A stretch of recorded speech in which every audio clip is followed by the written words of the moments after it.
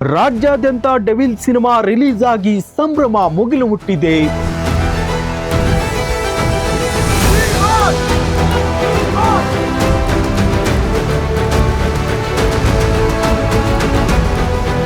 ಹುಬ್ಬಳ್ಳಿಯಲ್ಲಿ ಪ್ರೇಕ್ಷಕರು ಹಾಗೂ ದರ್ಶನ್ ಅಭಿಮಾನಿಗಳು ಚಿತ್ರಮಂದಿರಗಳಲ್ಲಿ ತಮ್ಮ ನೆಚ್ಚಿನ ನಟನ ಚಿತ್ರ ನೋಡಿ ಸಂಭ್ರಮಿಸಿದರು. ಕೊಲೆ ಆರೋಪಿಯಾಗಿ ಜೈಲು ಸೇರಿರುವ ನಟ ದರ್ಶನ್ ಅಭಿನಯದ ಬಹು ನಿರೀಕ್ಷಿತ ಸಿನಿಮಾ ಡೆವಿಲ್ ಸಿನಿಮಾ ತೆರೆಗೆ ಬಂದಿದ್ದು, ಡೆವಿಲ್ ಅಬ್ಬರವನ್ನ ಅಭಿಮಾನಿಗಳು ಕಣ್ಣು ತುಂಬಿಕೊಳ್ಳುತ್ತಿದ್ದಾರೆ.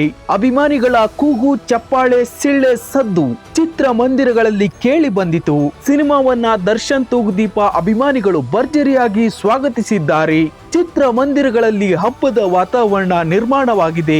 ಎಲ್ಲ ಚಿತ್ರಮಂದಿರಗಳನ್ನ ಸಿಂಗರಿಸಲಾಗಿದ್ದು, ಚಿತ್ರದ ಮೊದಲ ಹಾಡಿನಲ್ಲಿ ಕಾಣಿಸಿಕೊಂಡ ದರ್ಶನ್ ನೋಡಿ ಪ್ರೇಕ್ಷಕರು ಹಾಗೂ ಅಭಿಮಾನಿಗಳು ಸ್ಕ್ರೀನ್ ಬಳಿ ಹೋಗಿ ಕುಣಿದು ಕುಪ್ಪಳಿಸಿದ್ದಾರೆ.